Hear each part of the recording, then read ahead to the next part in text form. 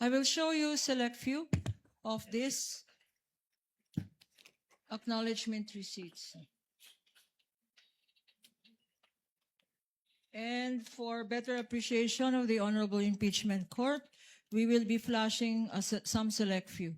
Exhibit P-1-8-184. Showing to you, Mr. Witness, this exhibit. It is an acknowledgement receipt in the name of Mary Grace Piatos for the amount of 70,000 pesos. Please peruse this document and tell us if this is among the acknowledgement receipts that you said you received and evaluated based on the submissions of the Office of the Vice President. This AR po is among the acknowledgement receipts submitted by the OVP to ICFAO.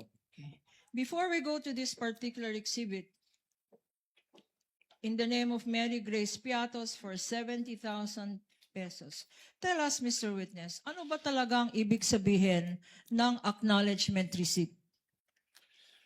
Well, kapag sinabing acknowledgement, actually wala siyang provision dun sa joint circular, pero ito kasi ay parang proof of na-receive noong payee yung binayad sa kanya.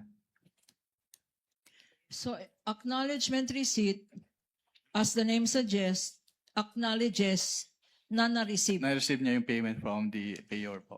So, ina-acknowledge ng isang Mary Grace Piatos na tumanggap siya ng magkano? Based from this acknowledgement receipt po, tumanggap po si Mary Grace Piatos ng 70,000 pesos for the payment of rewards, close and open parenthesis, medicines. Ano, bakit dalawa to? Payment of rewards tsaka medicines. Anong ibig sabihin? Ang binayad sa kanya na reward ay gamot?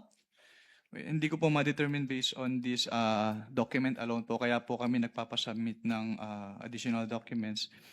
And also, since it is payment of rewards po, hindi rin po enough lang na acknowledgement receipts. Kailangan din pong ma-comply yung provision noong joint circular as to the payment of rewards.